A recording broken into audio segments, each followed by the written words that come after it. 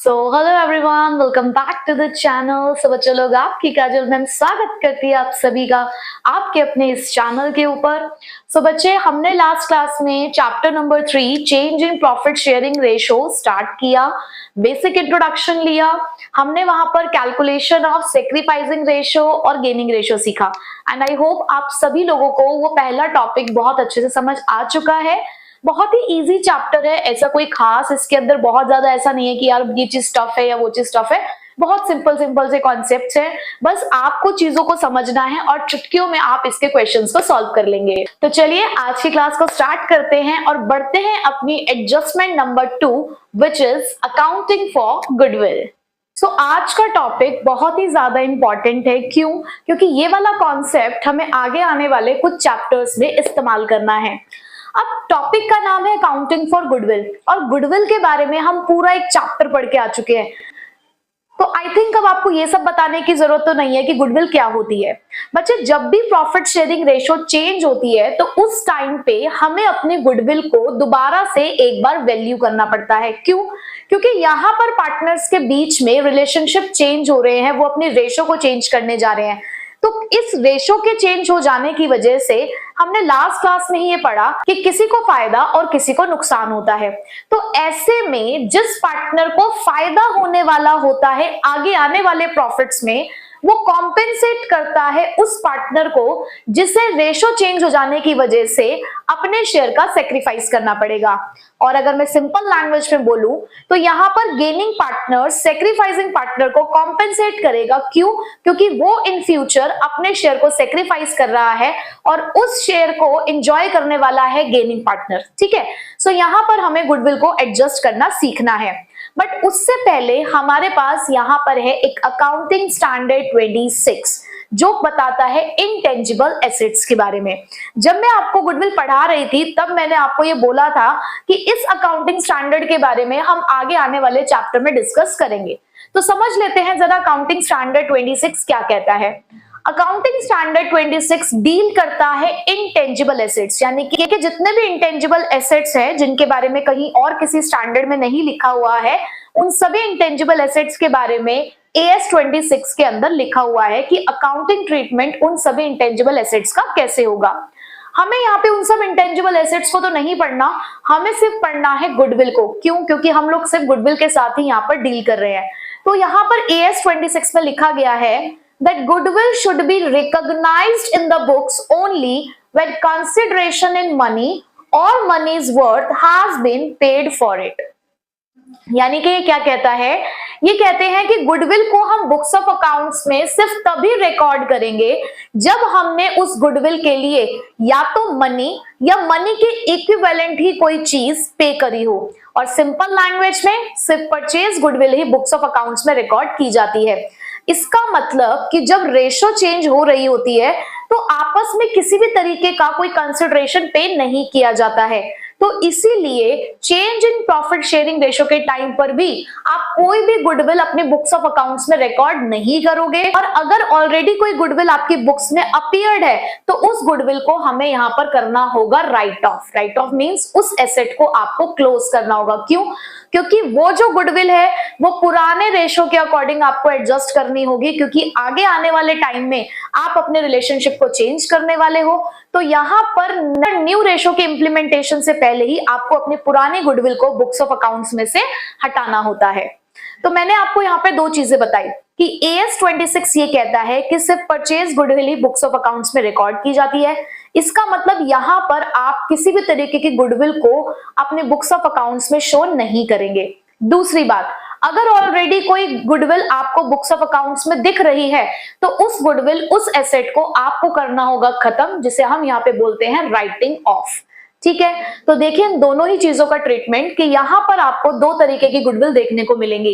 एक को हम बोलते हैं एग्जिस्टिंग गुडविल। एग्जिस्टिंग गुडविल मतलब जो अगर ये मेरी बैलेंस शीट है तो आपको यहाँ पे एसेट साइड में कोई गुडविल अपीयर्ड दिख रही है। आपको क्वेश्चन में बैलेंस शीट दे रखी है और बैलेंस शीट के अंदर ऑलरेडी अगर आपको यहाँ पे कोई गुडविल दिख रही है तो उसको हम एग्जिस्टिंग गुडविल कहते हैं।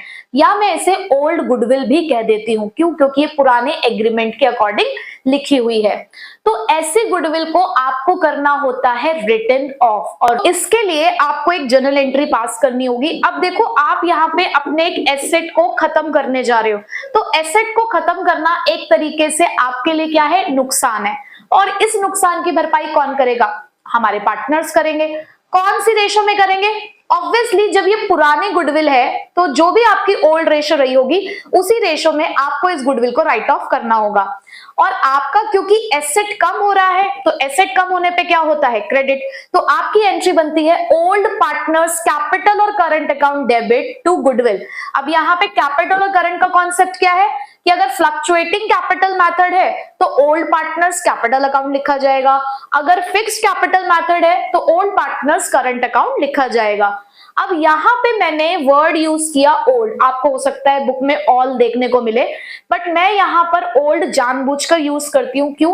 क्योंकि इससे आपके माइंड में कॉन्सेप्ट फिक्स रहता है कि ये जो ओल्ड पार्टनर्स हैं ये ओल्ड रेशो में गुडविल को राइट ऑफ करेंगे। क्यों? क्योंकि अभी यहाँ पर आपके पास ओल्ड रेशो भी है, न्यू रेशो भी है, गेनिंग रेशो भी है, सेक्रीफाइसिंग रेशो भी है। तो यहाँ पे बच्चा कई बार ना जब बहुत सारे कॉन्सेप्ट्स पढ़ लेता है तो कंफ्यूज हो जाता है। तो कंफ्यूज नहीं होना है, माइंड में सिर्फ एक बात को सेट करना है कि यार पुरानी गुडविल है ना, तो पुराने ही पार्टनर्स उसको भरेंगे। और कौन सी रेशो में भरेंगे? ओल्ड रेशो में भरेंगे।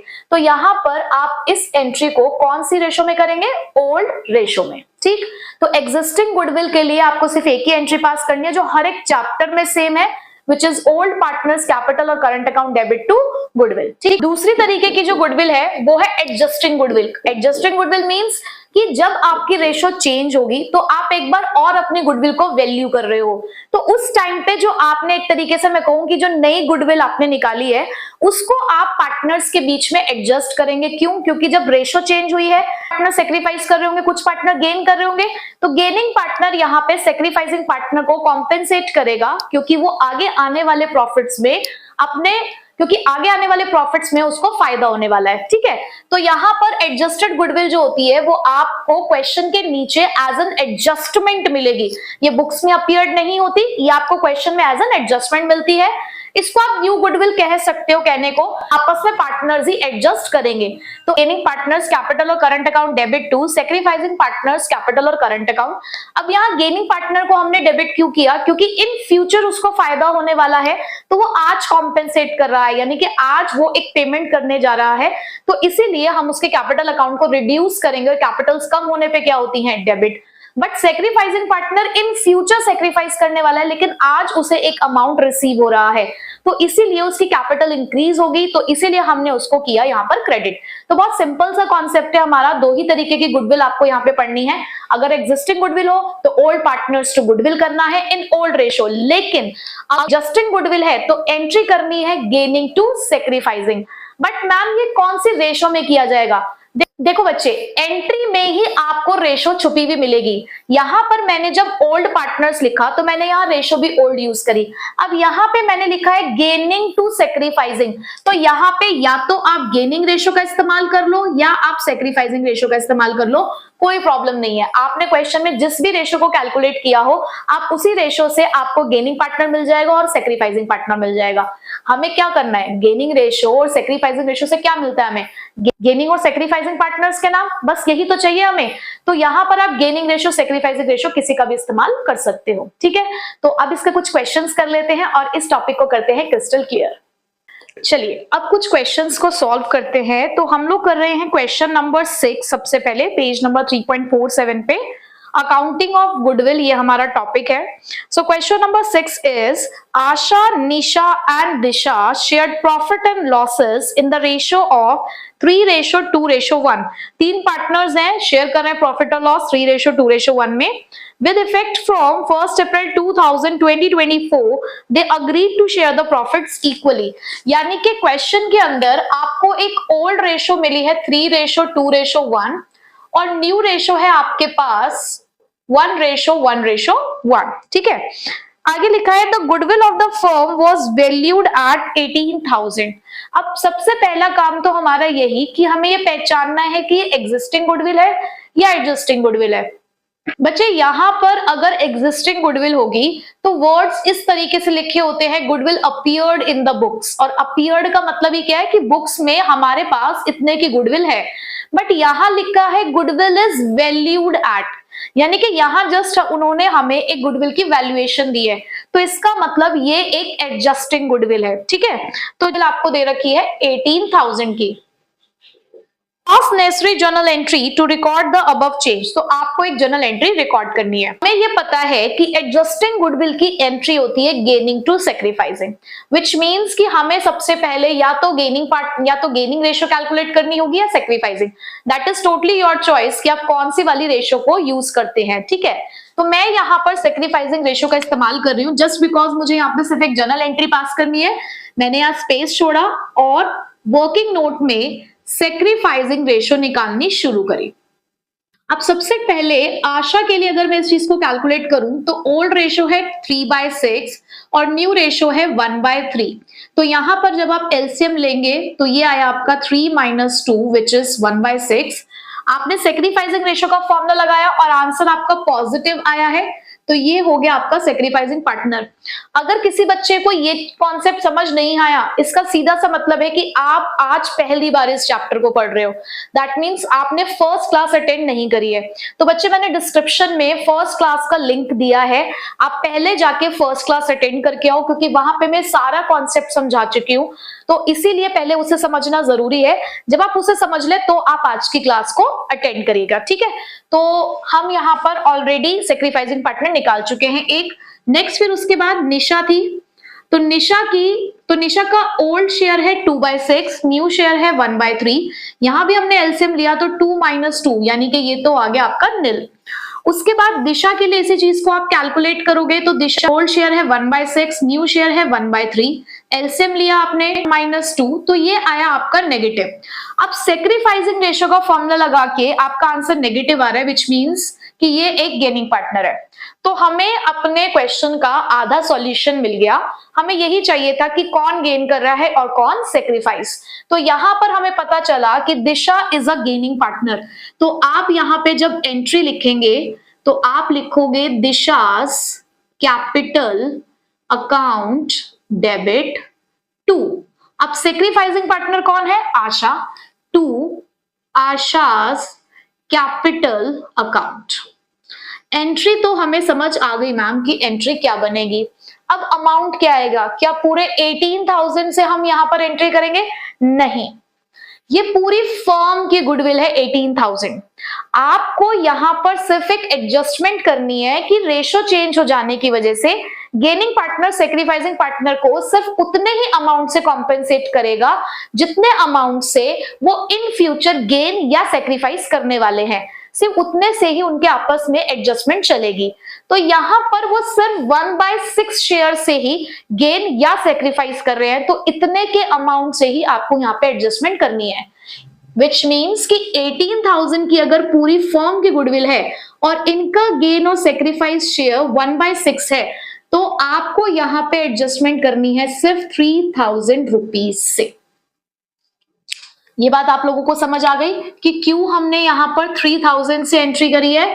क्यों? क्योंकि आपको सिर्फ एडजस्टमेंट करनी है गेन और सेक्रीफाइस के लिए कि कौन कितने से गेन और सेक्रीफाइस कर रहा है इन फ्यूचर, उसकी एडजस्टमेंट हम आज कर रहे हैं, तो सिर्फ उतने ही शेयर से यहाँ पर एंट्री की जाएगी। ठीक है, सो क्वेश्चन नंबर 6 आपको क्लियर हो चुका होगा, बहुत इजी था। ठीक, अब करते हैं क्वेश्चन नंबर 8। नंबर 8 देखिए, Ram, Lakshman and Bharat, who were sharing the profit and losses in the ratio of 5:3:2, decided to share the profits and losses equally with effect from 1st April 2024। अब इस question के अंदर भी हमें एक old ratio मिली है 5:3:2 और new ratio मिल चुकी है 1:1:1। Goodwill of the firm is valued at 4,50,000। Again previous question जैसे ही यहां पर भी हमें गुडविल दे रखी है जो कि वैल्यूड है कितनी? 4,50,000। और आगे लिखा है goodwill is appearing in the books. Appearing, अब यहाँ पे ये जो वर्ड आया अपीयरिंग, ये आपको क्या सिग्निफाई करता है कि ये गुडविल ऑलरेडी बुक्स में लिखी हुई है, यानी कि ये है हमारी एग्जिस्टिंग गुडविल। तो आप अपीयरिंग को अंडरलाइन कर लीजिए और पहले वाली गुडविल में वैल्यूड को अंडरलाइन कर लीजिएगा। यानी कि जब भी आपको वैल्यूड वर्ड दिख रहा है इसका मतलब वो एडजस्टेड गुडविल है, जब भी अपीयरिंग वर्ड दिख रहा है दैट मीन्स वो एग्जिस्टिंग गुडविल है। इससे आपको क्लैरिटी रहेगी, ठीक है। सो अपीयरिंग वाली गुडविल है आपकी 75,000 की, तो इस गुडविल को मैं एग्जिस्टिंग गुडविल के नाम से यहां पे लिख देती हूं which is 75,000। Okay, so pass the necessary journal entries to record the above change. Okay. So अब इस क्वेश्चन में हमारे पास दो तरीके की गुडविल हो गई, वही एक एग्जिस्टिंग और एक एडजस्टिंग। तो हम एग्जिस्टिंग वाली जो गुडविल है उसकी एंट्री तो पास कर सकते हैं, क्यों? क्योंकि उसकी एंट्री क्या होती है, ओल्ड पार्टनर्स कैपिटल और current account debit to goodwill, और कौन सी रेशो में करना होता है उसे, ओल्ड ही रेशो में करना होता है। तो ये वाली एंट्री तो हम कर ही लेते हैं। तो अब एंट्री हो जाएगी आपकी Ram's capital account debit, Lakshman's capital account debit, Bharat's capital account debit to goodwill account. अब मैम यहां पर पूरी गुडविल से एंट्री होगी या यहां पे भी कोई शेयर होगा? बच्चे यहां पर आपको इस पूरे एसेट को खत्म करना है, क्योंकि ये आपका एक पुराना एसेट है, पुरानी गुडविल है, तो ये पूरे अमाउंट से ही राइट ऑफ होगी। यहाँ पे आपको कुछ ऐसा नहीं सोचना। तो पूरे 75,000 आप राइट ऑफ करने जा रहे हो, कौन सी रेशो में, 5:3:2। तो यहां पर मैं लिख देती हूं आपके याद रखने के लिए, आपको जरूरी नहीं है ये चीज मेंशन करनी, बट मैं फिलहाल के लिए लिख रही हूं कि आपको याद रहे कि रेशो हमने कौन से इस्तेमाल करी है, 5:3:2, यानी कि जो कि हमारी ओल्ड रेशो थी, ठीक है। तो ये आएगा आपका 37,500, ये 22,500 और ये आएगा हमारा 15,000। तो फर्स्ट एंट्री तो हो गई हमारी डन। अब सेकेंड एंट्री हमारी किस चीज के लिए है, इस वाली गुडविल के लिए, बट इसके लिए मुझे चाहिए क्या, गेनिंग या सेक्रीफाइसिंग रेशो। तो यहां पर वर्किंग नोट में अगेन हम यही काम करते हैं, sacrificing ratio old minus new, आप चाहो तो गेनिंग रेशो भी यूज कर सकते हो। सबसे पहले राम के लिए ओल्ड रेशो है 5/10, न्यू रेशो है 1/3, एलसीएम जाएगा आपका 30, 15 - 10 5/30, पॉजिटिव आया सेक्रीफाइस। लक्ष्मण के लिए 3/10 - 1/3, एलसीएम आया 30, 9 - 10 -1/30, माइनस आया तो गेन। फिर उसके बाद भरत के लिए 2/10 - 1/3, एलसीएम आया 30, 6 - 10 -4/30, अगेन गेन। तो यहां पर आपकी गेनिंग रेशो निकल कर आ रही है 1:4, और सेक्रीफाइस सिर्फ एक ही पार्टनर कर रहा है आपका, वो है राम। तो एंट्री लिख लेते हैं सबसे पहले हम, Lakshman's capital account debit, Bharat's capital account debit. क्यों कर रहे हैं हम इनको डेबिट, क्योंकि ये दोनों ही पार्टनर गेन कर रहे हैं। और आपका सेक्रीफाइस कौन कर रहा है, राम। और देखो रियलिटी में भी हमारे राम जी ने ही सेक्रीफाइस किया, वही गए थे वनवास, लेकिन लक्ष्मण जी साथ में गए थे उनके, है ना। चलिए अब यहां पर हमारे पास टोटल गुडविल है 4,50,000 की। अब मैम इसमें अमाउंट कैसे आएगा, अब भाई 4,50,000 की आपकी गुडविल है। अब आप यहाँ पे देखो राम का सेक्रीफाइस कितना है, 5/30, तो ये आएगा आपका 75,000, ठीक है। अब बच्चे आपके पास दो रास्ते हैं, आप या तो 4,50,000 को 1/30 से मल्टीप्लाई करके लक्ष्मण के में लिखो और 4/30 से मल्टीप्लाई करके भरत में लिखो, या आप सीधे इसी अमाउंट को जो आपने गेनिंग रेशो निकाली है यहाँ पर 1:4, आप उसमें भी डायरेक्टली इसको डिस्ट्रीब्यूट कर सकते हैं। बात एक ही है, क्योंकि अल्टीमेटली बांटना तो आपने वही 75,000 ना, जितने से आप राम को कॉम्पेंसेट कर रहे हो 75,000 से, बेसिकली यही इन लोगों को आपस में शेयर करना है।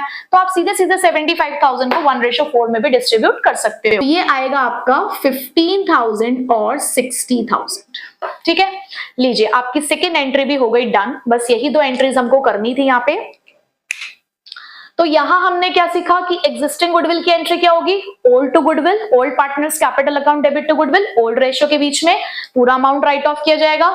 यहां पहले गेनिंग या सेक्रीफाइसिंग हम निकालेंगे, गेनिंग पार्टनर्स डेबिट होंगे, सेक्रीफाइसिंग पार्टनर क्रेडिट होगा।